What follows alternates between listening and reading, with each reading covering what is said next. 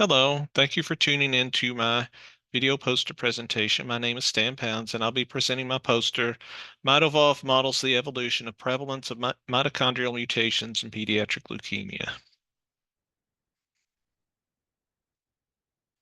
Background. Many methods have been developed and used to extensively study the nuclear genome of cancer. However, very little work has been done to better understand the mitochondrial genome of cancer.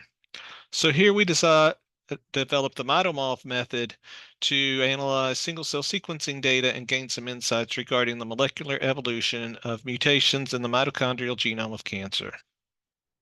Our model has two major components, one to model the evolution of mutations in cells, and the other for sampling the mitochondrial DNA from the cells. So on the evolution side, we begin with an initial cell that has a given number of mutant and wild-type mitochondrial DNAs. That pool of mitochondrial DNAs duplicates before mitosis, and then we have a hypergeometric model for the daughter cell's inheritance of mitochondrial DNAs. And then we repeat this process in steps 1 and 2 over that probability distribution to get a distribution for the second generation of cells and the third generation of cells, and so forth. Then we bring in our observed data. So we have this given number of mitochondrial DNA reads per cell. And then for each given number of reads from cells, we have a hypergeometric model for sampling those mitochondrial DNA reads from the cells. And finally, that results in a model distribution for the mutant allele fraction that we can compare to the real data to see if this model is a plausible explanation for the data we've seen in hand. So this is our probability model without selection. We have a central hypergeometric model over here on this stage. But then we want to model the probability with model selection. We introduce this non-central hypergeometric model here, and we have this selection function as a function of the mutant mitochondrial allele fraction in the cells, and it's a cubic polynomial. And if at a particular value, this is less than 0, it indicates a preference for wild-type mitochondrial DNAs. If it's greater than 0, it indicates a preference for mutant mitochondrial DNAs. If it's equal to 0, it indicates no selective pressure. And thus, if all the coefficients are 0, it implies no selective pressure at all. So for statistical estimation and testing, we have our model with 7 parameters: the initial number of mutant and wild-type mitochondrial DNAs, the number of generations that we apply that model, and then the coefficients of our selection function, beta 1 through beta 3.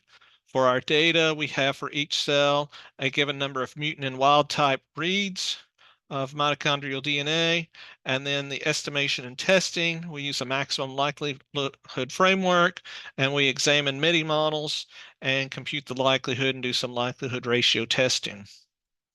So here's our example. We have RNA-seq data for 1,298 pediatric leukemia cells with reads covering the locus of a mitochondrial DNA mutation. And we have several results over here. So black, we have our distribution. This is like a histogram, probability mass function or a histogram of our observed data in black. And then we have our best fitting selection-free model shown in gray. So we see this line in gray here.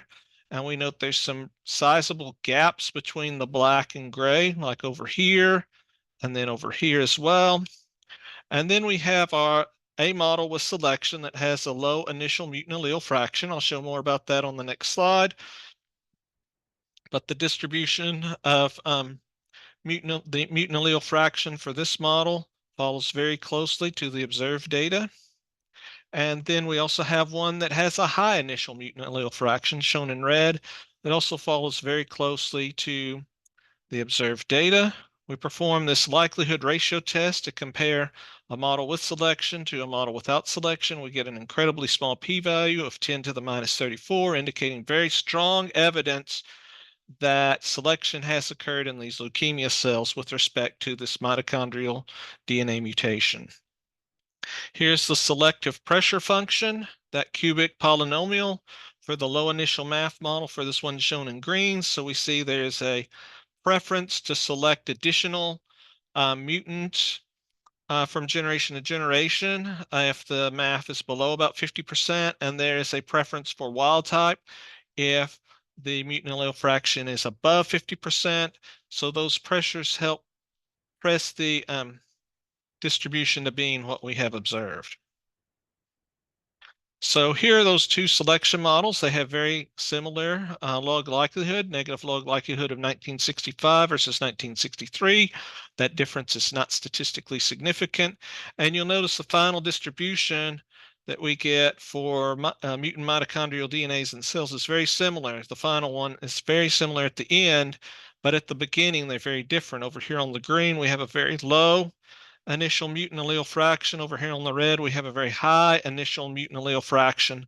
So they have very different initial setups, and they have very different selective pressures. So that indicates an identifiability problem with this model. So we can infer that selection has occurred, but we can't infer very reliably what type of selection has occurred.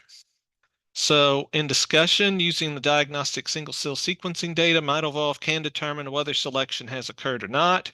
However, we can't really tell much about what type of selection has occurred. This is not being surprising given that we have data only at one time point diagnosis, so we don't have this longitudinal data to observe what has happened.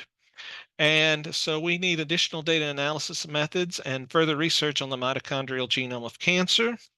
We'd like to acknowledge our funders, St. Jude donors, ALSAC, which raises funds for St. Jude, US NIH Cancer Center Support Grant, and an R01 grant. And finally, I'd like to encourage you to have your students consider applying for a new master's degree program at the St. Jude Graduate School, Applied Biomedical Data Sciences. There's a QR code so you can scan and learn more. Thank you.